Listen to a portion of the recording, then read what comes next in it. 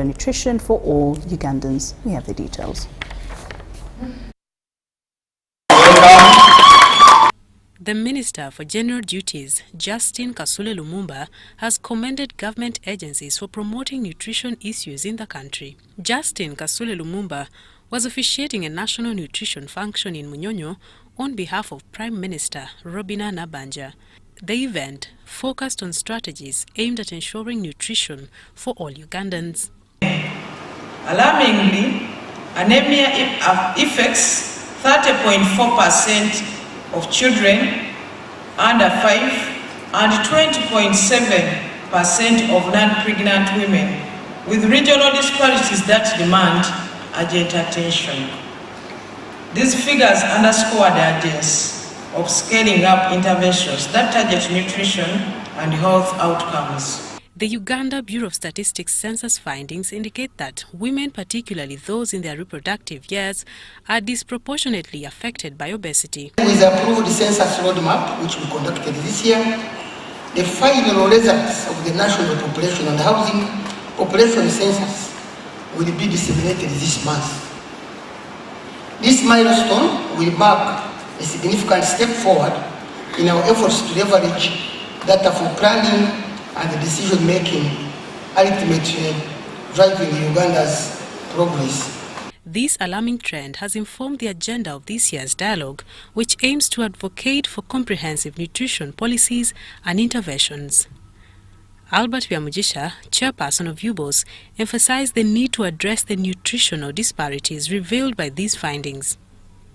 A 2023 UNICEF demographic health report further showed that 26% of Ugandan children under 5 years have stunted growth and 43.7% suffer from anemia, underscoring the severity of malnutrition in the country. These worrying nutrition statistics are attributed to the poor quality and quantity of diets for children. Only 1 out of 10 children are fed on the right diet in terms of quality, quantity and diversity of food groups. The quality and diversity of nutrition for children under 2 years is again a substantial challenge affecting the nutrition of children under 2 years in Uganda today. The dialogue, held under the theme Strengthening Policy Decision-Making to Ensure Nutrition for All, sought to bring together stakeholders to develop solutions aimed at improving the health and well-being of all Ugandans. Marion Awori for UBC. Right. President Lauryn Masika has expressed gratitude over milestones that the sports fraternity in Uganda continues to register at international level. President Masika attributes success in international athletics to the prevailing peace and good health, which he says has created an enabling environment for young people to exercise talent.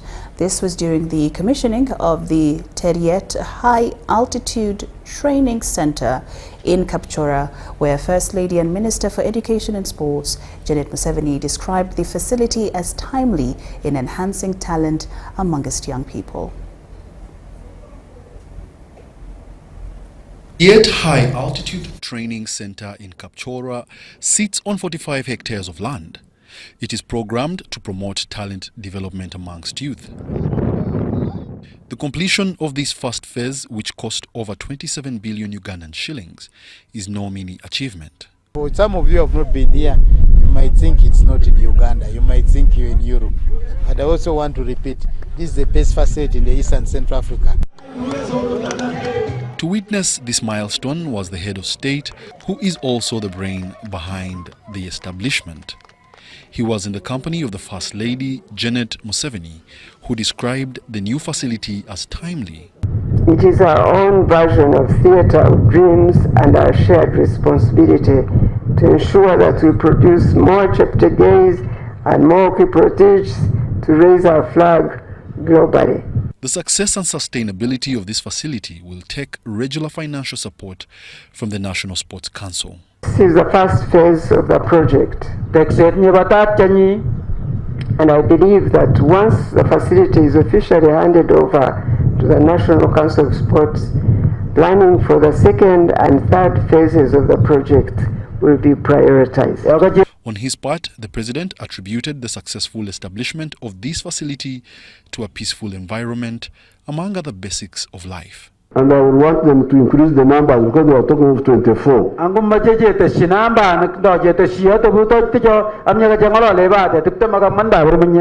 the time, why only 24? So therefore, I'm very happy to be here to open the school. President Museveni sees the facility as a step in the right direction for the sports fraternity, something the vice president agrees with. The track is good, but the accommodation needs to be improved. The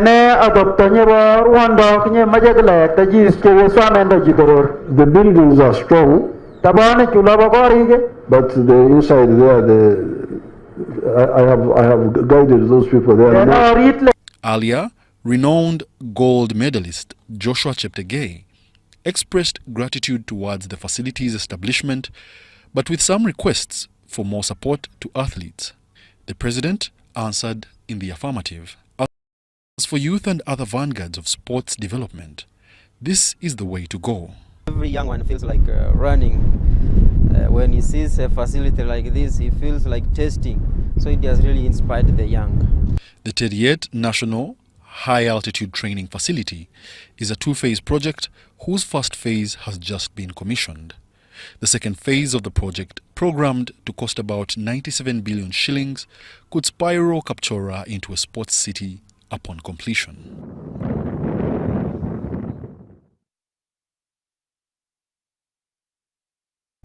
President Yoweri Kaguta Museveni has addressed local leaders from the area with a call to lower-level leaders to double their effort in as far as monitoring and sensitizing communities about government poverty alleviation programs. The meeting, which marks President Yoweri Museveni's second day of his regional wealth creation tour, has been convened at Sebe College in Kapchorwa district.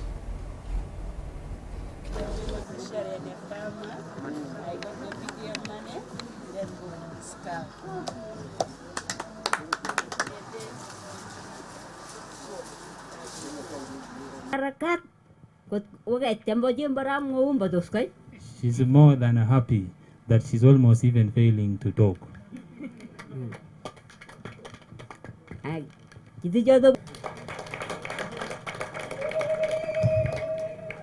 And to find that she has started rebuilding her life. The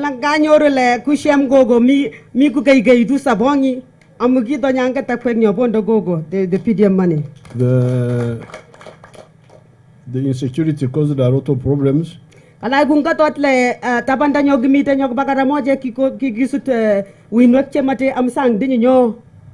you hear, she had 12 cows and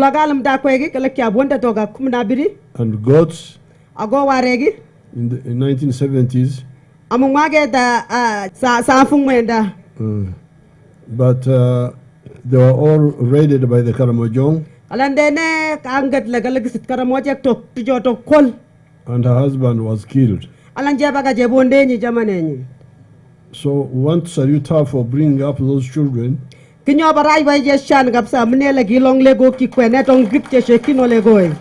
like to thank you, Your Excellency, and the NRM government for the PDM funds, Your Excellency. We are doing extremely well.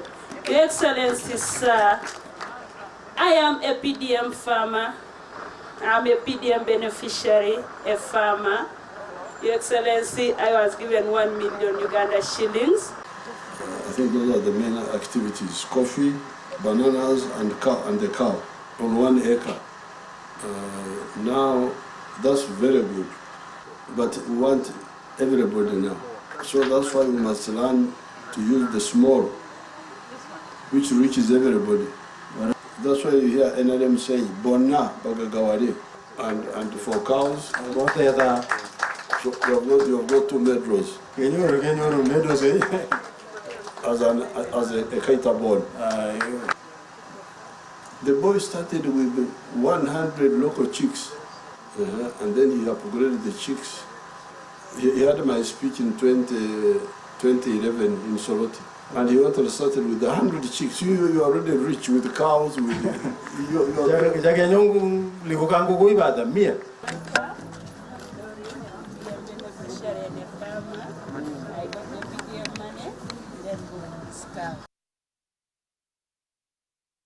The Deputy Chief Justice Richard Butera has proposed the adoption of alternative dispute resolution methods as a means to address the growing backlog of criminal cases within Uganda's judiciary. Speaking at the opening of a two-day criminal season at the Court of Appeal in Mbarara, Justice Butera underscored the efficiency of ADR techniques such as mediation, arbitration and negotiation in providing faster and less contentious avenues to justice.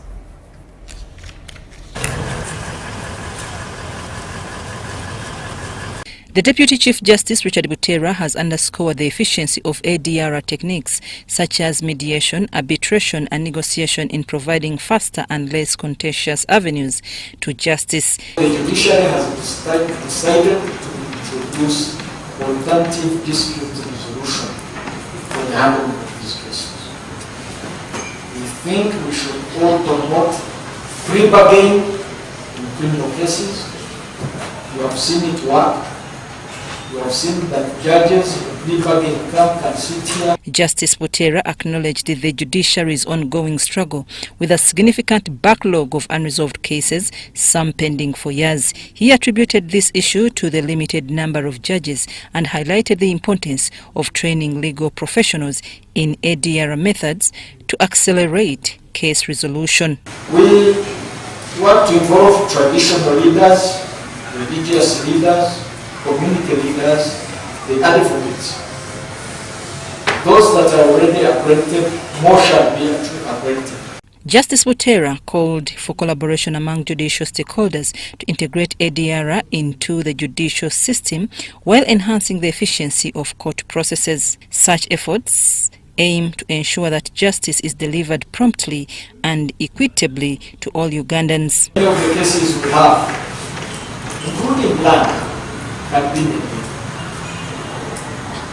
mediated because it's the people who are in the area that knows what the disputes are and can mediate. This was during a session that included three justices, Justice Muzamiri Chibedi, Lady Justice Irene Mulyagonja and Justice Dr. Asa Mugenyi. The judges that are set to hear 22 cases including 16 land-related disputes, 4 cases involving general and special damages, 1 divorce case and 1 judicial review case. Karunji Betty Gafabusa from the Attorney General's office in Mbarara raised concerns about limited manpower, noting the vast area under her office's jurisdiction and the strain it places on case management. We have situations where we have scheduled matters before 9 by consent of all the advocates.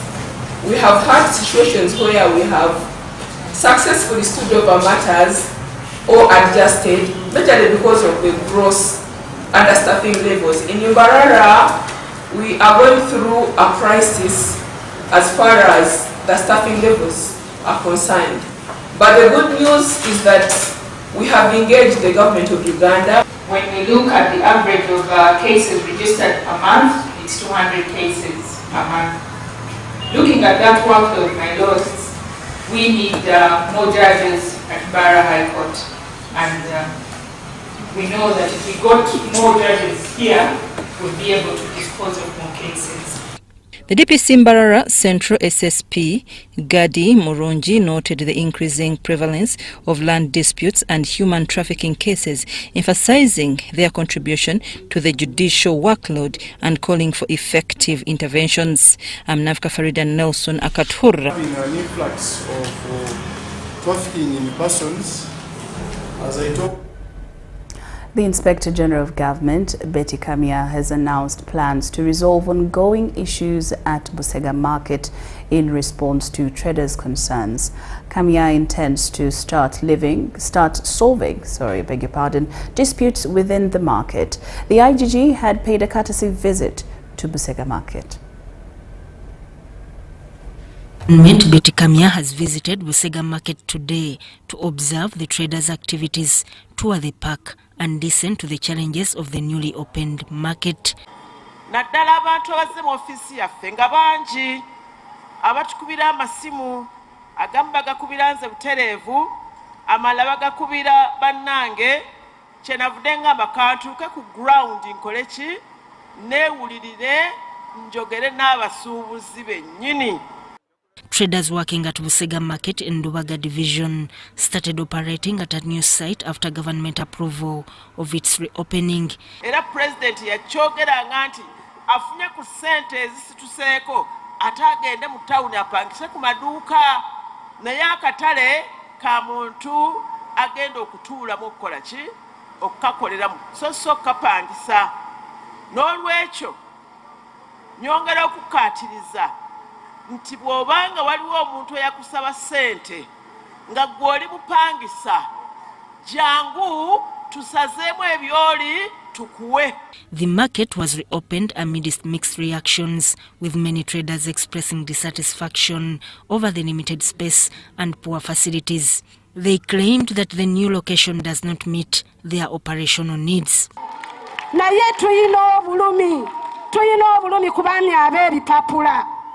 Ennaku bbiri nga twakayingira akatale maama wano wajjula emmotoka ez'ebbeeyi abasajja nga bafulumamu abayina embuto abayina emmotoka naye nga bayina ebipapula bagamba babanja akatale ona awali paaka awali ab'ebyennyanja woolabye nze omu ayalya ku bantu 47 abayinawo amayumba bagamenya naye tebatuwa kantu konna ate byali bibanja byaffe. Since the reopening, the situation has worsened, with reports of traders facing challenges, including limited resources for their businesses. The situation prompted IGG Kamia to visit the market and assess the issues firsthand. Sudat Kaye, UBC News. The Vice-Chancellor of Chambogo University, Professor Eli Katunguka, has advised graduates to be mindful of the challenges that lie ahead. He also expressed gratitude to parents for their unwavering support and commitment to the education of their children. This was during the second day of the university's 20th graduation ceremony.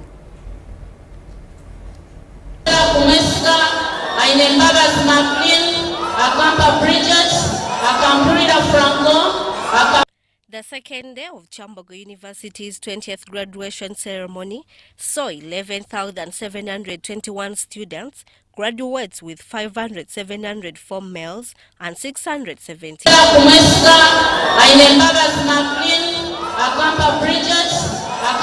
During the ceremony, the Vice-Chancellor, Professor Eli Katunguka Rajshaya, pledged that the university is committed to provide a conducive environment for students. He reiterated that the university management will continue providing. Going out today will be alumni, and we shall come back to you to ask you to contribute from the little money you will be earning very soon.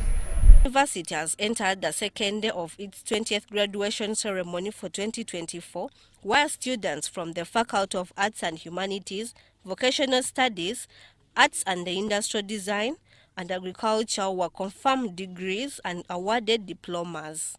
On behalf of the university community, I would like to thank His Excellency the President of the Republic of Uganda for his continued support and confidence in Chambogo University. Through his leadership, government has continued to support the university infrastructural development. It has facilitated teaching, learning, research, and payment of staff salaries.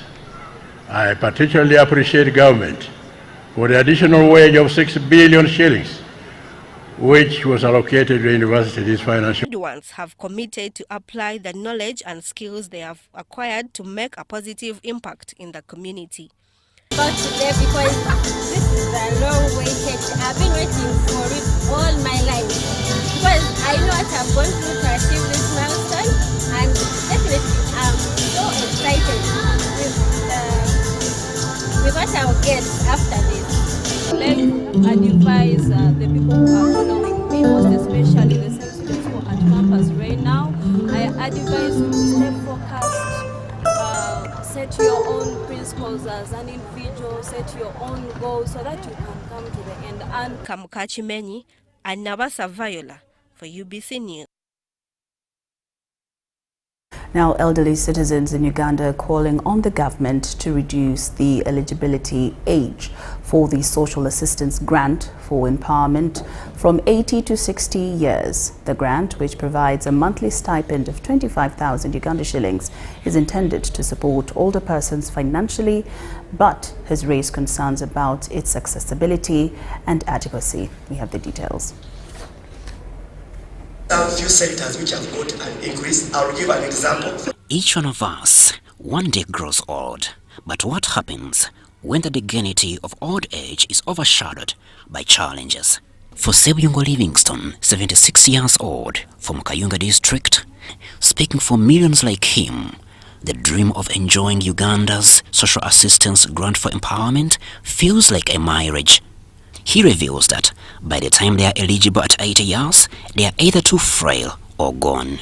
We started okay, but the cost of living has gone up. At the same time, the weight is handled. Some old people they are dying all the time. So that's why we feel that at least the age limit should be lowered. Even in an old person is also a disability. When you grow old, the eye is becoming they change. The Social Assistance Grant for Empowerment, also known as SAGE, currently benefits individuals aged 80 years and above. But many elderly persons feel this age limit excludes a large portion of the population. With Uganda's life expectancy standing at 63 years, many elderly persons miss out on the grant before reaching the qualifying age. Esther Anyakun, the State Minister for Gender, shared insights on the limitations of the program. We must design approaches that ensure the individuals receive support they need as they age. Many of our old citizens have dedicated their lives to building this nation and deserve to live in their old age free from worry and insecurity. According to Ubc, Uganda has at least 3.8 million citizens aged 60 years and above, but about 307,000 of them receive the grant. We are indebted that we did not even complete them last financial year. So we are looking at a budget of close to 50 billion that we need if we have to be true to the older persons. And I'm saying that we could also use some of our coming revenues from fuel, from oil, and I believe that it's a feasible and a humane thing to do. So why older persons now? We know that 48% of older persons in Uganda now, people aged 65 and above, 48% live in multidimensional poverty. Multidimensional poverty means that you don't have access to the basics of life. It's the idea that universal social protection is a right and we must prioritize it, particularly for older persons. Whether the government will act on these demands remains uncertain. Crispus Arinitwe, UBC News. The Minister of Finance, Masika Kazimoto, has reassured Ugandans of the government's dedication to ensuring that people with disabilities receive equal treatment, emphasizing efforts to combat inequality across the country. Kazimoto made these remarks during the handover of the national budget and program framework papers for the financial year 2025-26, an event organized by the Equal Opportunities Commission at the ministry's headquarters in Kampala.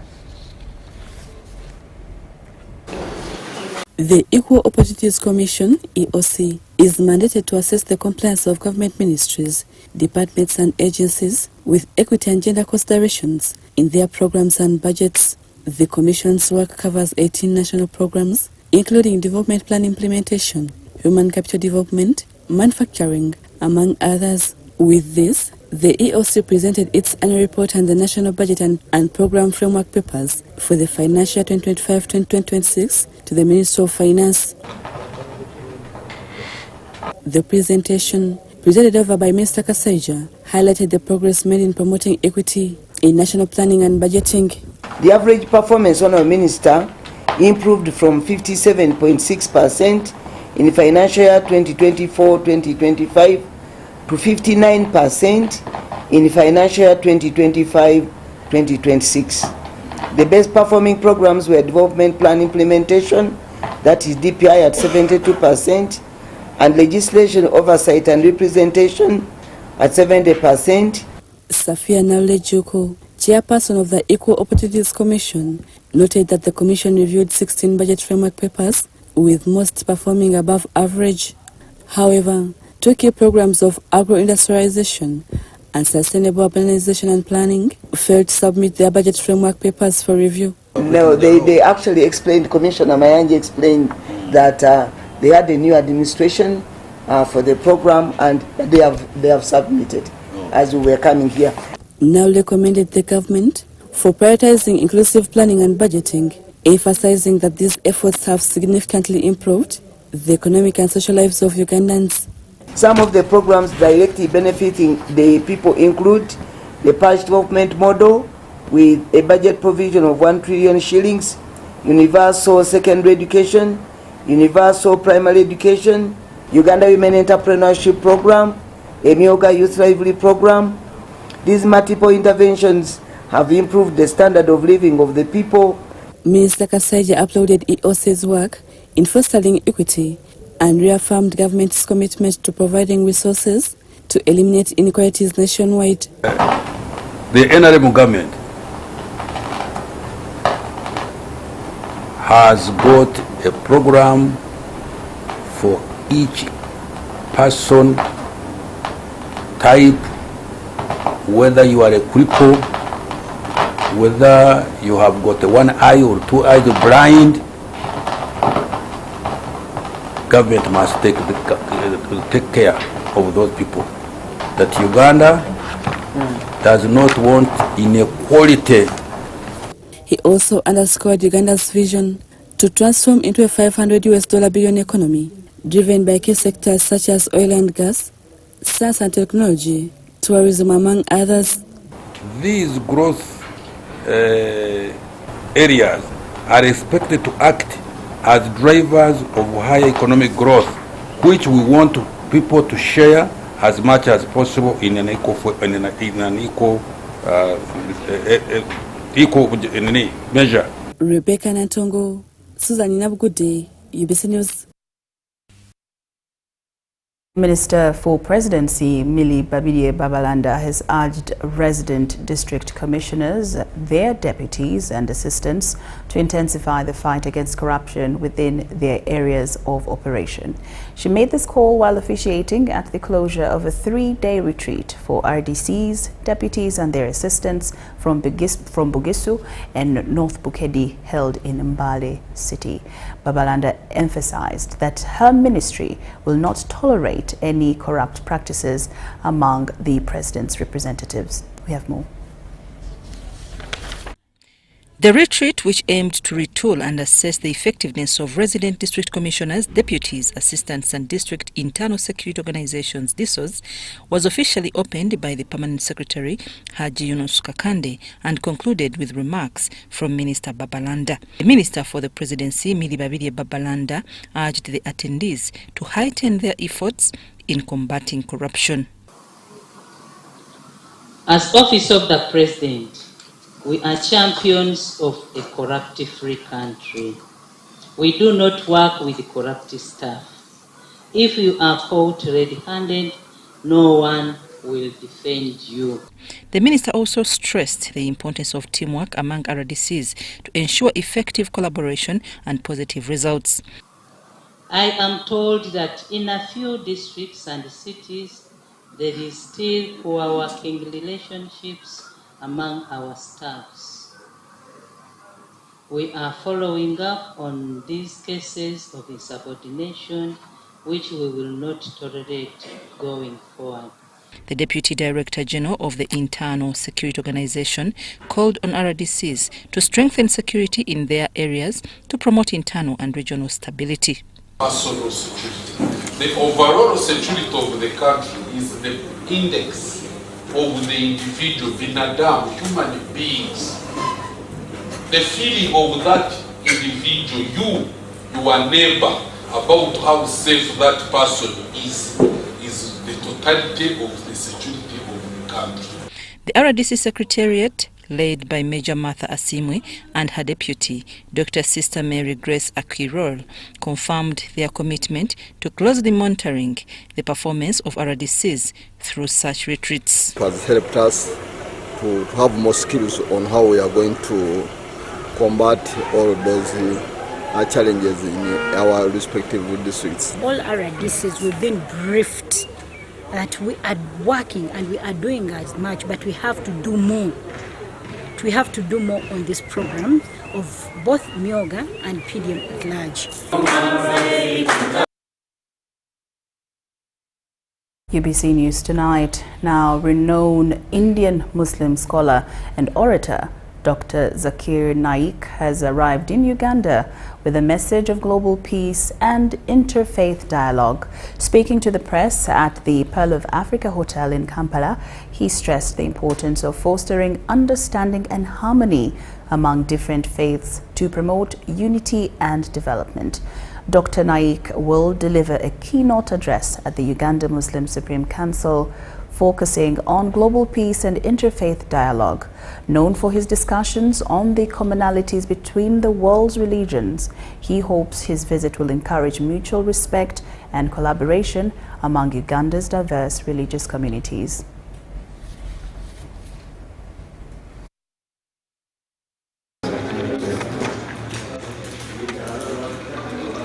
Yes, my main message is a message of peace.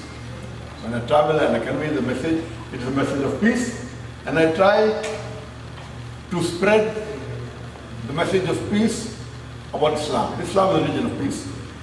And I try and remove the misconception that is spread about the religion of Islam. Because we find in the international media, there are many misconceptions that are spread regarding Islam. They quote the Quran, or rather misquote the Quran, or the Islamic text, and many people are unaware of the true teaching of Islam. So my main purpose is to spread the message of peace and to remove the misconceptions regarding Islam and to bring all human beings together. My main purpose is to bring all the human beings, whether Muslims and non-Muslims, the Christians, the Jews, the Hindus, to get them together. And because, as I mentioned, my speciality is Islam and comparative religion, besides studying the Quran and the Hadith of the Prophet, I also studied the Bible, that is the scriptures of the Christians, the scriptures of the Jews, the scriptures of the Hindus, then the Vedas, the Upanishads, the Bhagavad Gita. And by studying the various scriptures of different religion, I try and bring about the similarities. When I try and bring about the similarities, I tell the people, let's follow what is common. What is different we can discuss tomorrow. So I spread the message of peace and I spread the true teachings of every religion. Because many a times the followers, they don't know what is mentioned in the scripture. And it's a pleasure to be here. I came here yesterday and I'm looking forward for a very memorable time. I had a talk today in the late afternoon at the first International Islamic Conference of the Uganda Muslim Supreme Council. He's very knowledgeable.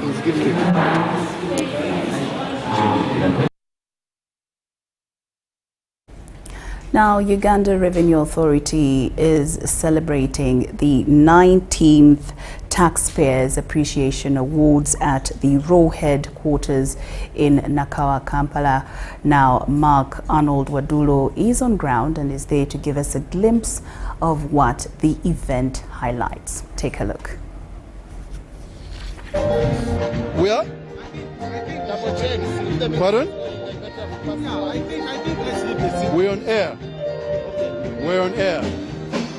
All right, coming to you live from the URA headquarters here in Nakawa as they celebrate the Taxpayers Awards the 19th to be specific, and I'm standing with the Commissioner General, Mr. Rujoki, and we're going to be sharing a few about what this particular event means to the country, and of course talk a little bit more about what revenue payers have contributed. So good evening, sir. Good. How are you? And thank you. Thank you very much. Thank you for joining us on this very important occasion. This is the day when we appreciate the most compliant taxpayers across the country.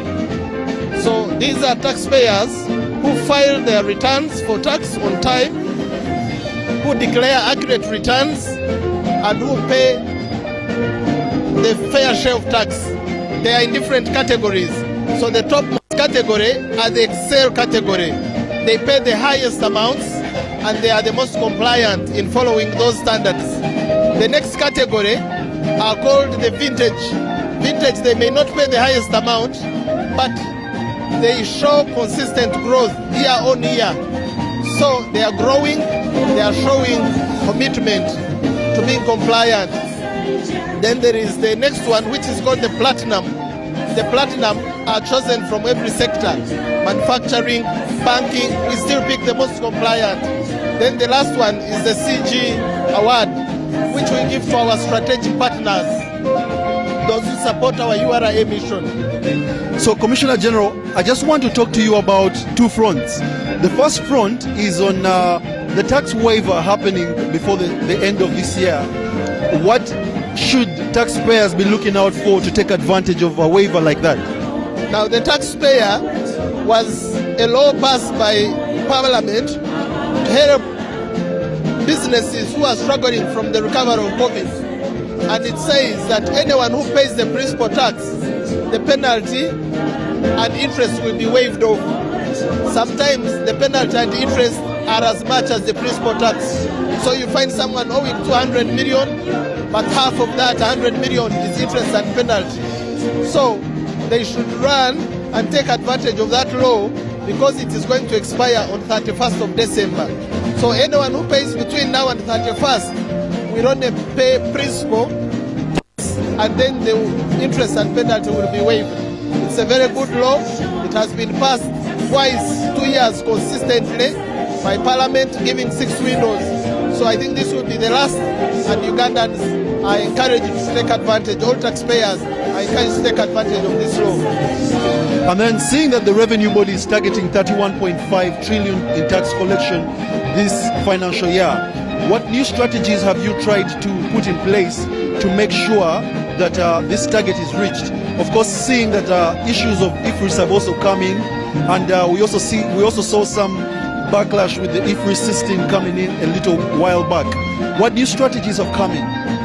Now, the key strategies, one is closing all revenue leakages, and that is the issue of fighting corruption in the organization, among our partners who help us to collect tax, like clearing agents, tax agents, and even among the taxpayers. We are sensitizing them to avoid corrupt tendencies and shortcuts, to report them when they hear them, and we are firm to deal with that kind of forms of leakages of revenue. Number two, we are automating our processes and being more driven by data and information rather than guessing. So all these automation processes, including IFRIS, by the way, which is a very good technology, we have gone slow, first sensitized so that people understand it. When they understand it, they will embrace it because it's to their advantage. And many other technologies, digital stamps, rental technologies. So we are really deliberately embracing technology to help us serve our taxpayers more efficiently, but also assess them more accurately so that no one pays more than they should be paying. But also we are sensitizing, and this is one of the main things we achieve on a day like now. Show them who has been compliant, challenge them to aspire to be like them, and let everyone know the reason for paying tax.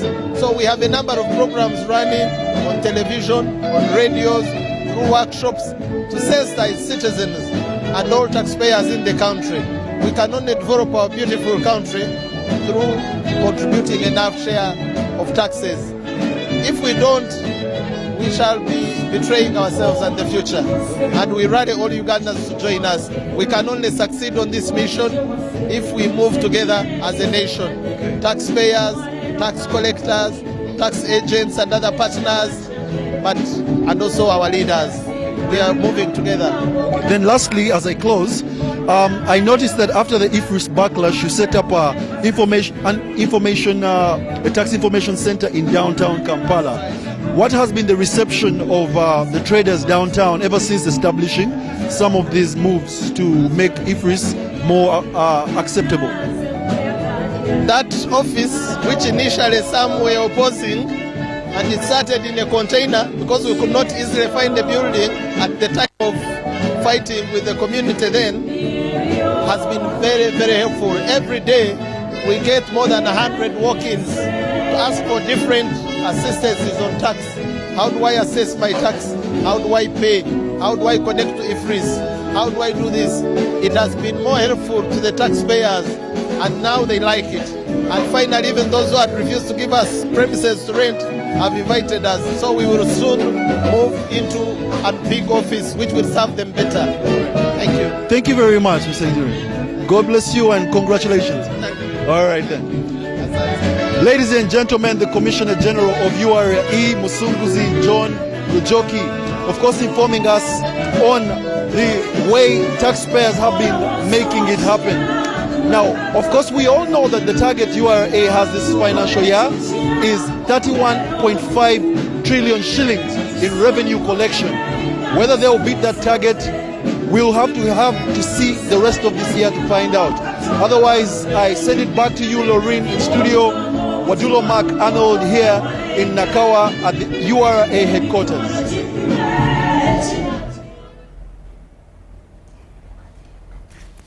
Welcome back from that, and thank you so much, Mark Arnold Wadulo, for that insight on what's happening at the URA's 19th Taxpayers Appreciation Awards. Now let's get back to one of our lead stories this evening. President Yoweri Kaguta Museveni has addressed local leaders from the area with a call to lower level leaders to double their efforts in as far as monitoring and sensitizing communities about government poverty alleviation programs. The meeting, which marks President Yoweri Museveni's second day of his regional wealth creation tour, has been convened at Sebei College in Kapchorwa district. We have the details. Leaders from the 3 districts and 1 municipality of Sebei sub-region have gathered at Sebei College for a regional engagement. The meeting is part of the 3 days presidential wealth creation visit to the area.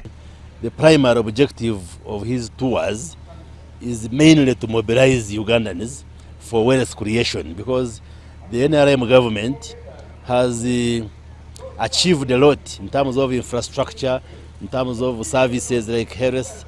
We are grateful to you for all the great achievements made under your wise and able leadership. Government Chief Whip Denso Boa and Minister Evelyn Anite are part of the coordination panel for the presidential tours. Mr. President, I want to thank you for investing in the Wealth Creation Fund. The one that has brought us here, you have invested 2.197 billion. Let us clap for the president. We're talking about billions here. That is PDM. Under UDB, you have invested 1.45 trillion.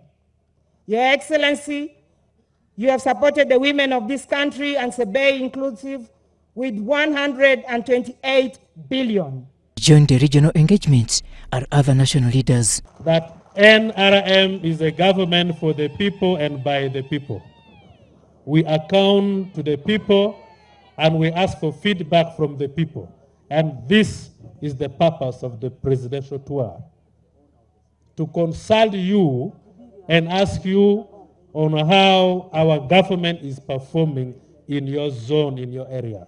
President Yoweri Kaguta Museveni was the chief convener of the Sebei Sub-Regional Leaders Conference. We said prosperity for all. And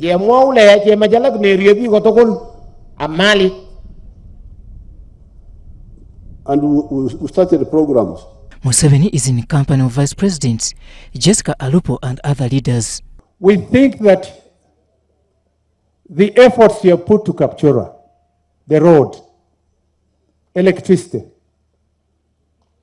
schools, health services, security, and now the issue of land that you're going to address.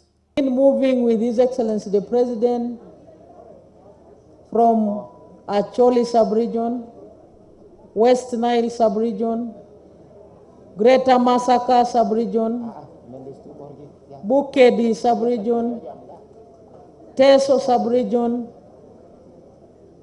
President Museveni says although he had initially banked more confidence in the UPDF to drive this transformation agenda, along the way they too let him down. So they're now having some problems. The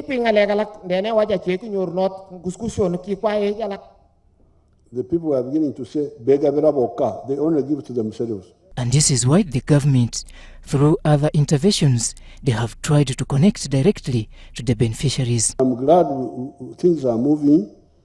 This is, I'm now talking about PDM.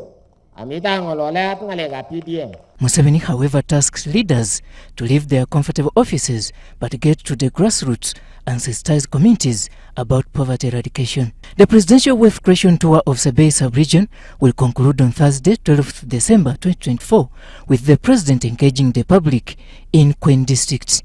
Robert Onyango, Ubc News. UBC News Tonight takes a very short break, but we return with more stories after these messages.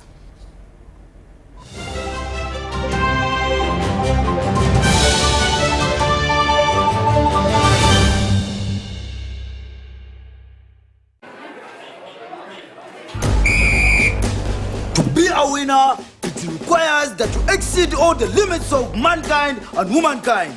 But when you play with MTN Momo, winning is easy. Simply get your phone and use the Momo app or dial *165*3#, enter merchant code, enter amount, enter your Momo PIN and pay. Congratulations, easy! Your stomach is full and now you stand a chance to win mobile money with MTN Momo. Uganda, are you ready to kick things up to the next level? The Uganda National Lottery brings you Sports Stake 10. Predict the results of 10 football games and win big. With tickets at only 500 shillings, join the fun and make your predictions count with Sports Stake 10. Sports Stake 10, your ticket to football glory. Uganda National Lottery. Dream, play, win. Participants must be 18 years or older. Play responsibly. The Uganda National Lottery is operated by Ituba Uganda and regulated by the National Lotteries and Gaming Regulatory Board.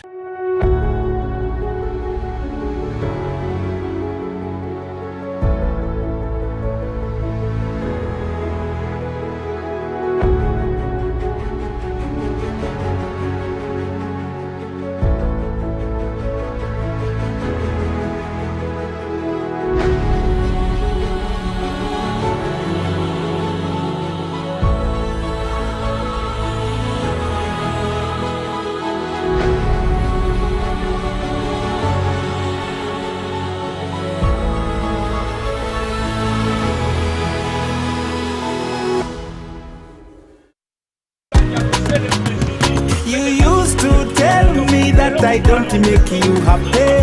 All that time you would be complaining.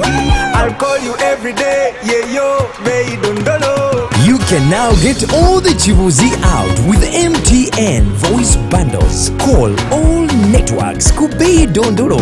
Buy a 25-minute voice bundle for only 1,000 or buy any daily voice bundle of your choice. Dial *100*21# and select daily or use the My MTN app.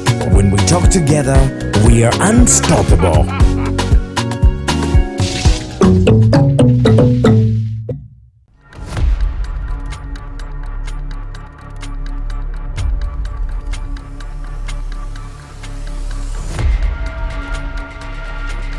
Uncle Mo, asiri koja tukwasa. Mva yuva ina wasajja batusonyiye. Chika Kakas. Vayo. Government has done it. Uganda Revenue Authority has taken you off the burden of paying interests and penalties. All you have to do is to pay your outstanding principal tax to benefit from the waiver of interests and penalties that runs till the end of December 2024. Call us on our toll-free line or email services@ura.go.ug. Uganda Revenue Authority, developing Uganda together.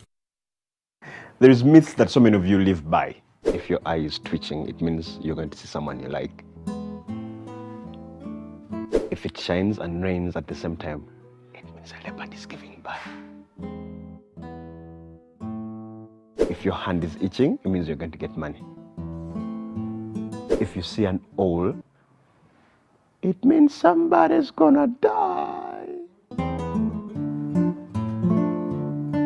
If you hear of a disease outbreak, just know it is in a village district at the border next to some suspicious country. You will want to scratch that last myth, because Mpox is in 19 districts and Kampala is among with dozens of cases. Please stop going around checking anyone's hand. Mpox kills. Protect your loved ones.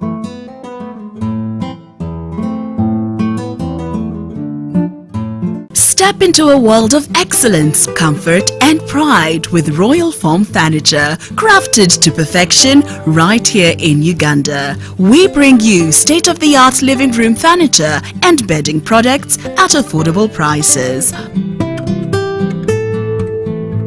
Our wide variety of mattresses include orthopedic, pillow top, spring mattresses suitable for institutions like hotels and many others for home comfort.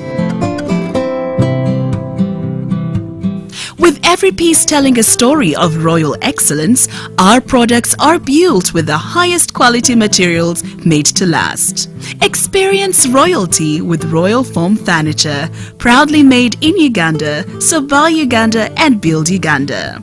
Visit our showrooms at Ginger Road, Chambogo Junction, Bukoto Chisasi Road, and on Victoria Mall, Entebbe, on the first floor.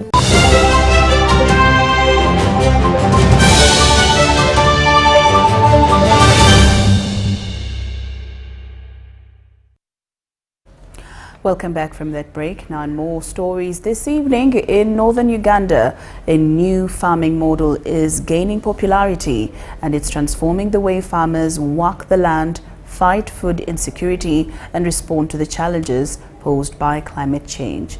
The Fumvudza farming model, promoted by a local Pentecostal church organization, is an interesting case of intersecting between religion, farming, and climate change.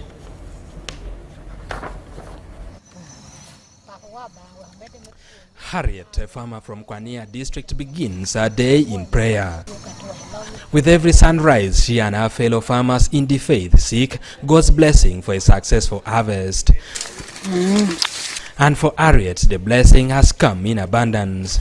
Harriet used to farm 3 acres of maize and harvest only 10 bags. But now, with the new Fumvudza model, she harvested 25 bags of maize from 3 Fumvudza plots, which is less than half an acre. Smith,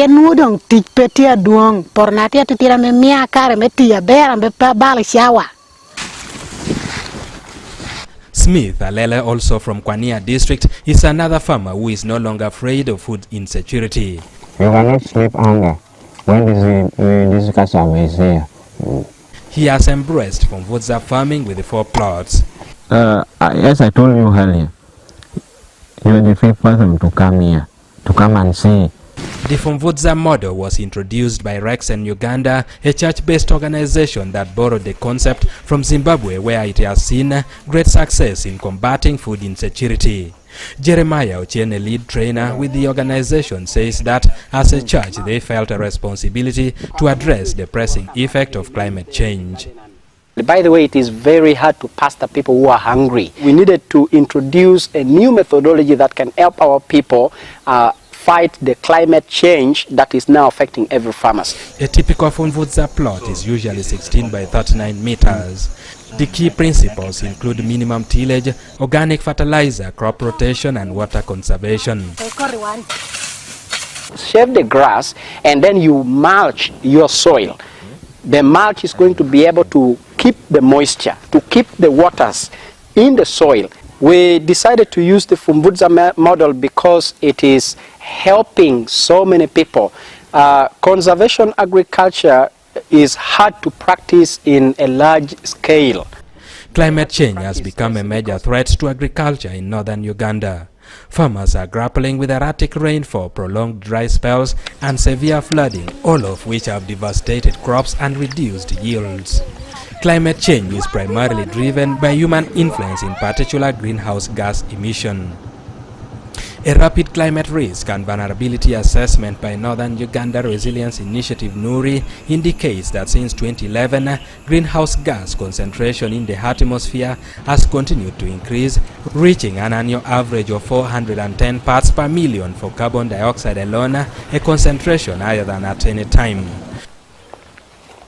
Godfrey Otime, scientist with the National Agricultural Research Organization and NETA, explains that the loss of soil fertility in northern Uganda has been severe. Actually, through studies, the yield has lowered by almost 60%. That means we are getting slightly above 30% of what we should have harvested. Nutrient mining. So we are taking away from the soil without putting back. Deep plowing destroys the soil structure and harms the microorganisms necessary for soil health. But now if we kill these microorganisms that are helping our plants to break down the nutrients to simple form, then that's the problem. We cannot have our yield as used to be. Otima advises farmers to use minimum tillage tools like reapers to avoid overworking the soil. We have what we call conservation agriculture, which involves making sure that you cover your soils, encourage, do not burn. Where we did, instead of you having the mold board, you replace it with a ox reaper. Okay? In this way, you are able to only plant where you have reaped, to do it minimally. And then the weeds now you manage them through the herbicides. Edi Olwa, UBC News.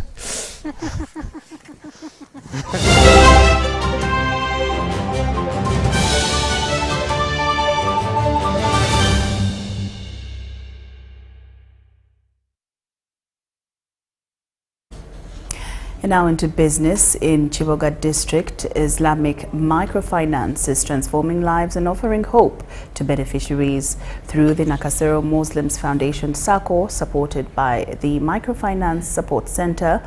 Locals are engaging in a profitable business such as goat and cattle rearing, poultry farming, wholesale shoe trade, and charcoal business. Guided by Sharia law, the interest-free, non-discriminatory fund is empowering communities to achieve financial independence and economic growth without the burden of high interest rates. Over 75 Muslims and non-Muslims in Chiboga district are improving their livelihoods through interest-free Islamic financing, thanks to the sensitization training by the Microfinance Support Center. The Nakasero Muslims Foundation SACCO is implementing this model at the grassroots, enabling residents to access financing aligned with Sharia law. It does not allow interest. It considers return on investment, because in Islam, interest is haram. Something haram is something that is bad. Swalei Makumbi, a resident of Nasuna village, borrowed 3.7 million shillings to buy 4 cows, which he plans to sell at a profit, sharing the proceeds as per the financing model. Kati boba banga bakwadde omulimu gwomanyo kola nenga tulina kapito wago akyewunyisa ntibakuwa sente ngo savings sente entono nnyo zampo bukadde butano nga sente zenako ntono nnyo. Meanwhile, Ali Yusuf Senabulia from Kalusungwa village, who started goat rearing, has increased his herds from 64 to 120 goats and is earning extra income from selling goat manure to local farmers. Nasinga gula nkazi zizo ziri mu kuzaala so akuzituna bwana kati mwana wezinatukira menga mpezeza ennume zensobola okutunda njagala ntandike omulimu guno guleme kuvaawo gusobola okugasa family yange. In Chiboga town, Hajara Namugalu used her 2.5 million shillings financing to start a wholesale and retail shoe business. She says this has been a relief from money lenders charging high interest rates. You tend to work with them in losses and in profit making. There is a small portion of money you pay back in maintenance of the circle. Kasera Muslims Foundation SACCO reports a growing number of beneficiaries daily, noting that profits are shared after sales as agreed in the model. Our saving portfolio has now increased by 28%. It is convenient that the person declares what he or she is possible to pay, so that you get to know that the person I'm going to partner with will be in position to pay this much. The initiative has also empowered women like Julia Naluwaga, 53, who invested 1 million shillings into a charcoal business, along with others who have ventured into maize farming, boosting incomes and creating hope in the community. This transformative Islamic financing model highlights the power of sustainable, inclusive financial solutions. Bella Masangano and Robert Bwaita for UBC News. Uganda's journey in transforming its energy and minerals sector is both intricate and promising, according to Dr. Patricia Litho, the Assistant Commissioner for Communications at the Ministry of Energy and Mineral Development. In an exclusive interview with UBC, Dr. Litho highlighted the significant strides made in 2024 and their far-reaching impact on the country's energy and extractive industries. Significant capacity building in extractives and energy sectors. This progress has boosted the country's visibility both locally and globally. According to the Ministry of Energy and Mineral Development, Uganda is currently implementing second-generation reforms in these critical sectors.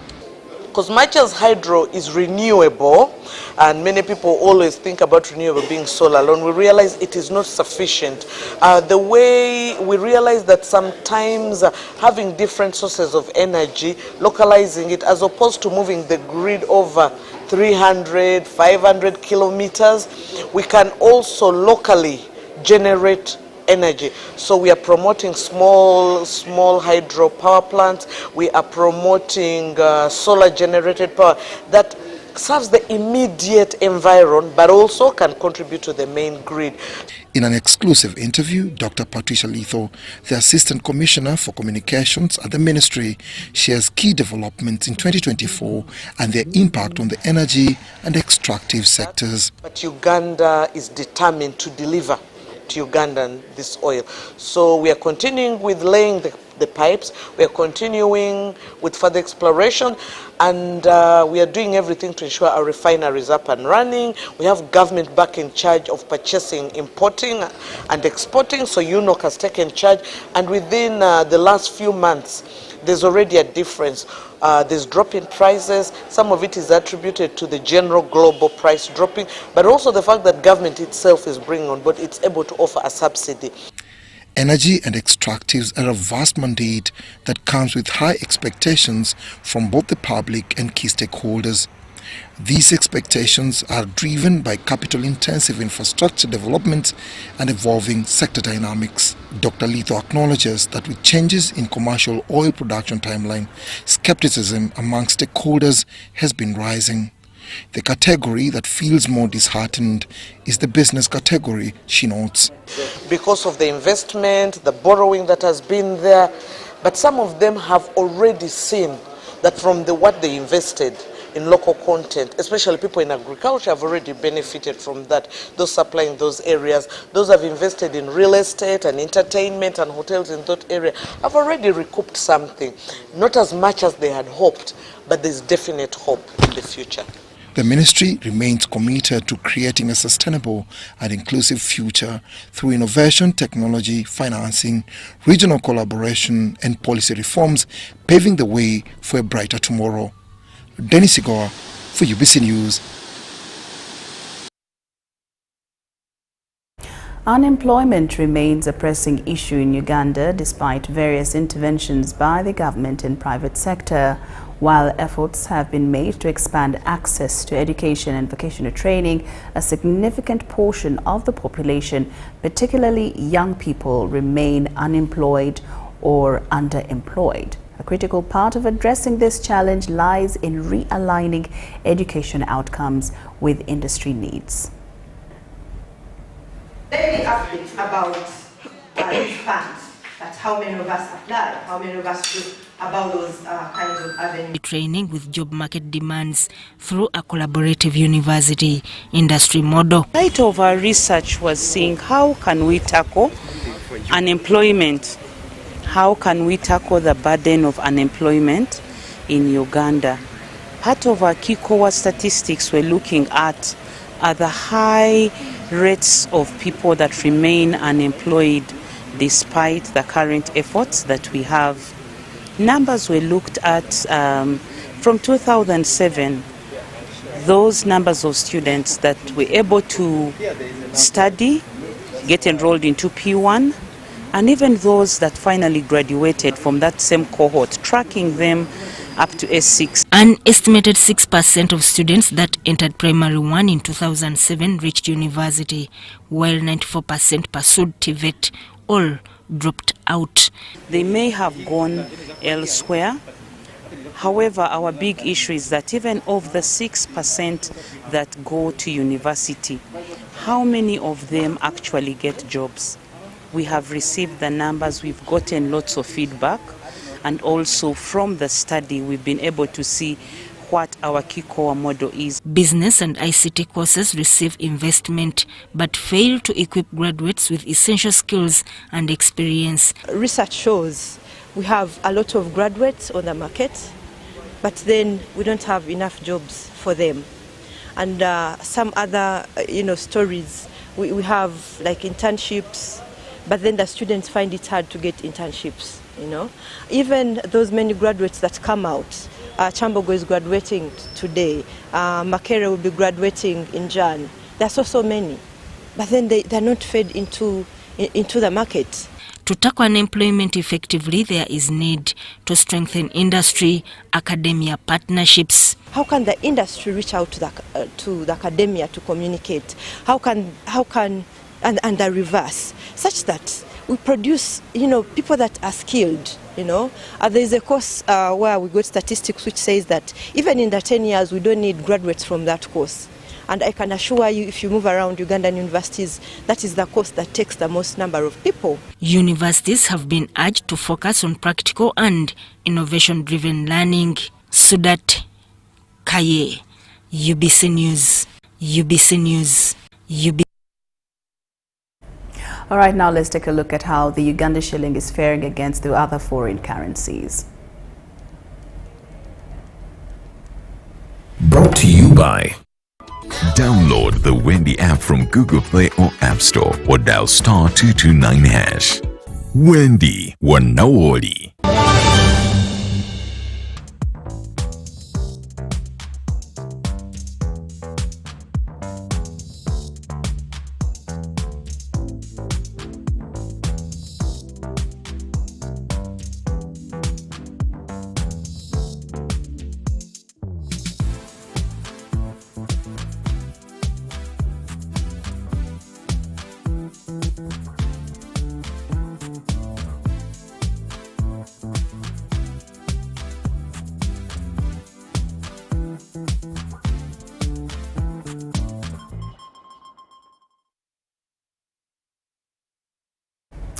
And with that, UBC News Tonight has come to an end. Thank you so much for your company.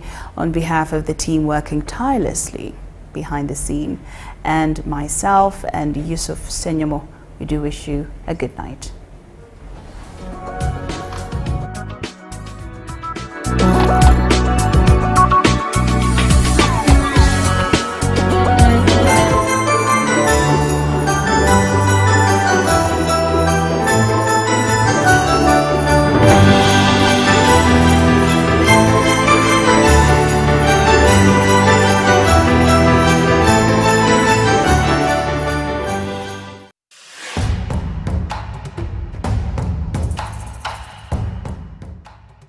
amazina ganje Niyetekwa Seruhanga John Bosco ninduga mu district ya Rukungiri ndio muhanguzi wa miliyoni 18 na Uganda National Rotary nzahangwire urwo mu kuzana star 278 hash ngafuna message eriko reka ndio muhanguzi nashemererwa konka nabaza kugira ngo nebya bafere sente ziriyo zone bakaziteka ko nazihangwire. Uganda National Lottery.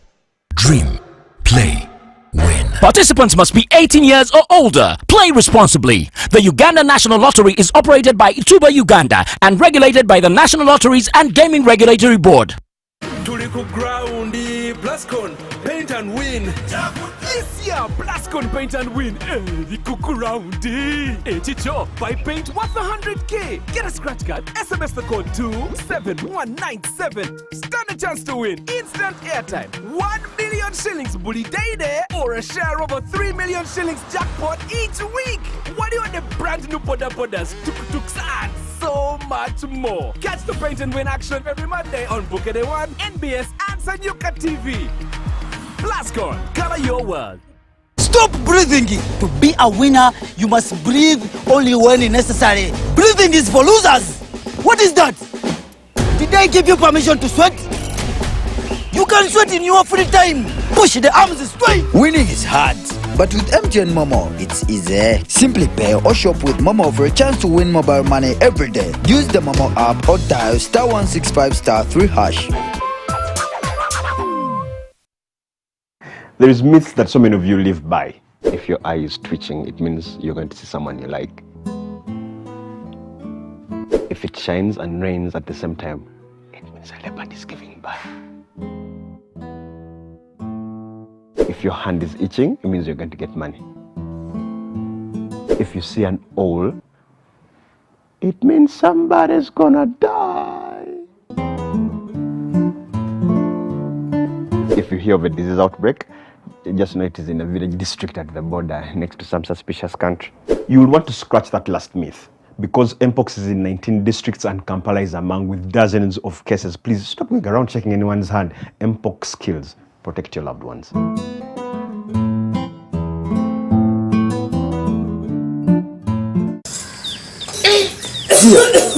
This is so much smoke. How you doing? My friends told me about an affordable solution. They're called Greenergy Biostove. Very clean and very safe. Let me call them right away.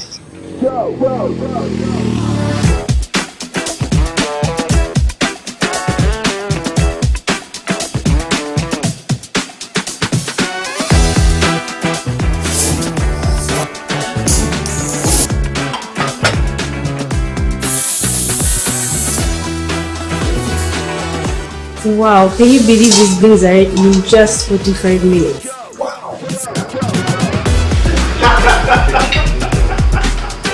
Greenergy ethanol stoves and fuel. Enjoy cleaner, healthier and affordable cooking. Cook your food in less than 2,000 shillings per day. No charcoal. Stop deforestation. We are looking for agents across Uganda. Greenergy, Bible Corner.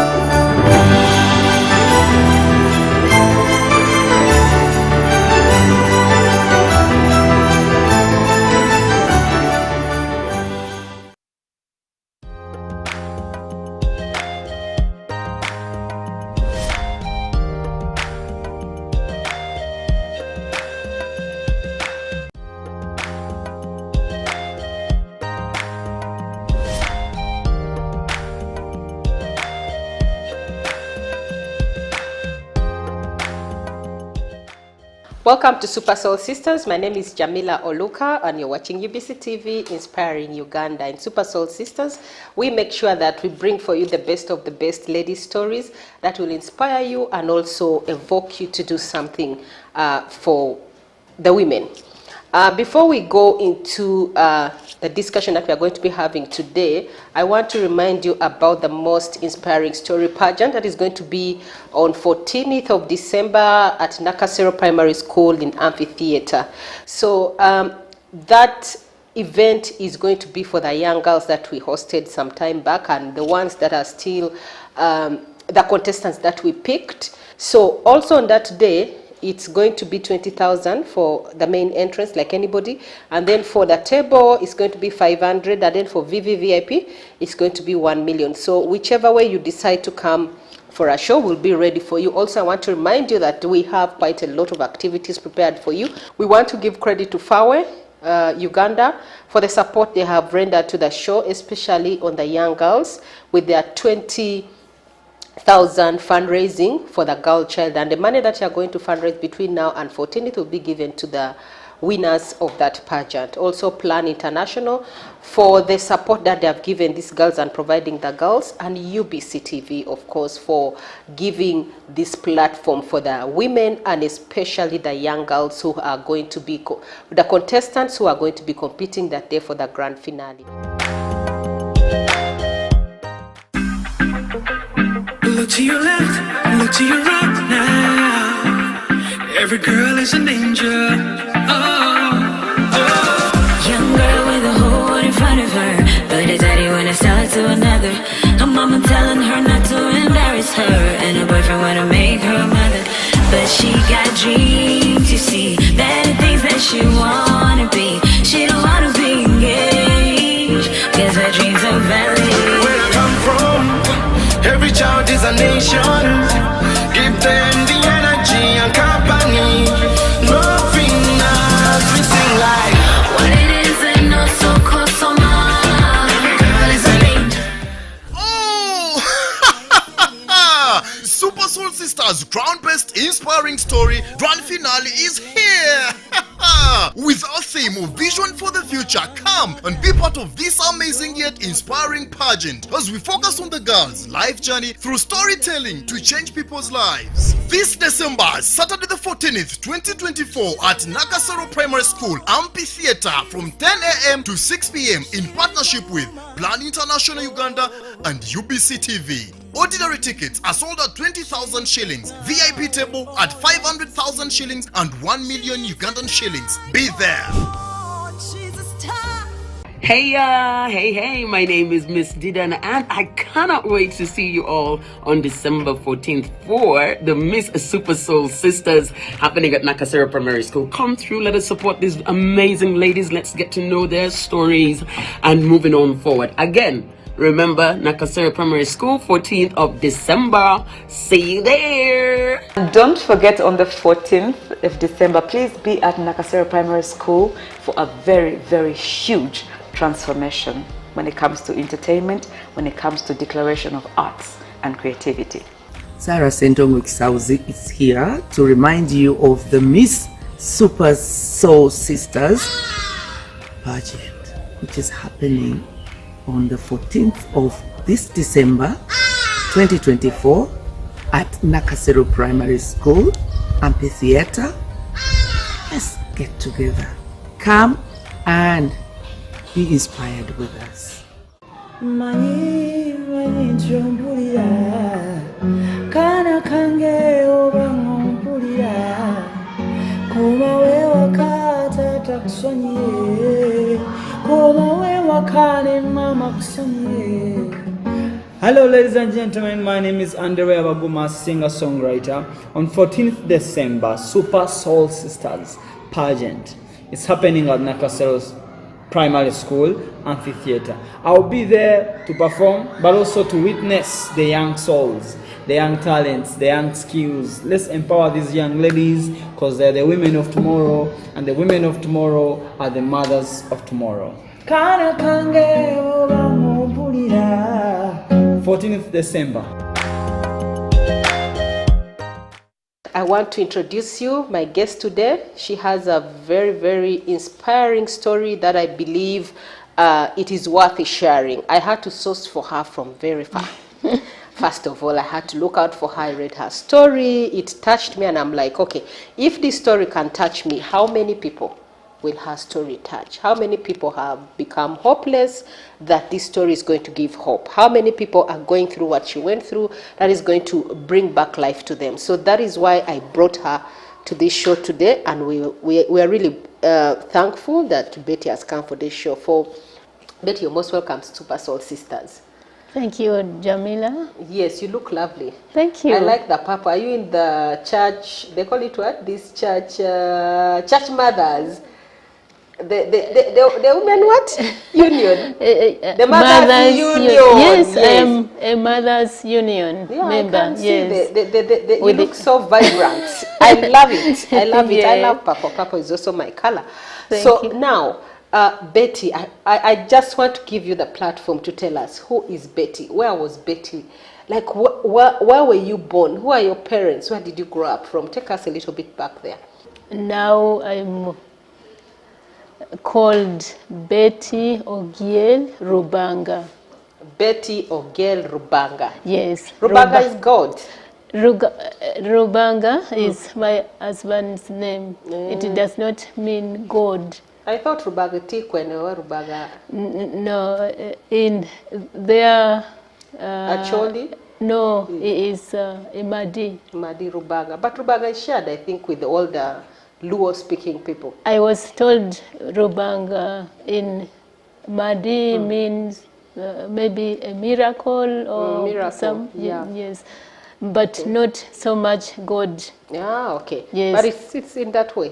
Yes. So now tell us, where were you born? Like, where is your origin? Where is your village? Okay. Right now, I am a mother of 3 boys, and I am an HR professional, HR practitioner in leadership, resilience, and career coach. I am also a certified member of the Maxwell Leadership Team. My purpose and mission and vision is to inspire hope and transform lives. Yes. And I thank you for inviting me here to live out my purpose. Wow. Now, Betty Ogiel, minus Rubanga. Yes, you will tell us the Rubanga later. Yes, minus Rubanga was born in Teso, Katakwi, a place called, it was that time under Usuk. It is now under Ongongoja. And I was born to, my dad was, I hear, a parish chief. My mom was a work at home mom. Stay home mom. I was about to say, teacher? No, I don't call them stay home moms because they work. Yes. Home managers. Yes, even when they are home, my mother used to work at home, from home. So I call them work from home moms. I like that one. That one is new, work from home moms. Yes. Yeah. So my mother was an illiterate, uneducated. Yes. She never went to school. Now, fast forward, I am number 5 of 7 children. I was born. 3 years later, my dad passes away. Oh, sorry. Yes. And I was handed over to one of my uncles, who was a teacher in Karamoja. It took me to Amdat. The famous Amdat. Yes. So I grew up in Karamoja, Amdat. I went to school in Karamoja. I left Karamoja after my O-level. So primary, secondary. All in Karamoja? Yes. That means you know the language very well. Yes, I got to a point where I could not speak Ateso. I could only speak Karamojong. Not even Nga Karamojong, but Pokot. Pokot, wow. And Yes. Pokot, there are few people who speak Pokot actually. Pokot and Swahili. And I forgot Ateso. But we are going to bring you back. But I still understand. Yes. So I grew up with my uncle and his family. Unfortunately, when I was about 14 years, I used about, because nobody is sure of my birth date. But you can just, you know, Betty, those days, like if you didn't know your birthday, at least you remember that season. Yes. Estimation season, like, you know, that time, that is the time when it overrained, there was flooding, so people can take back them and say, okay, it was around this time. Yes, and maybe you ask your cousins. Your cousins are then neighbors. Yes, and estimate around them. They always find a way of saying that, I know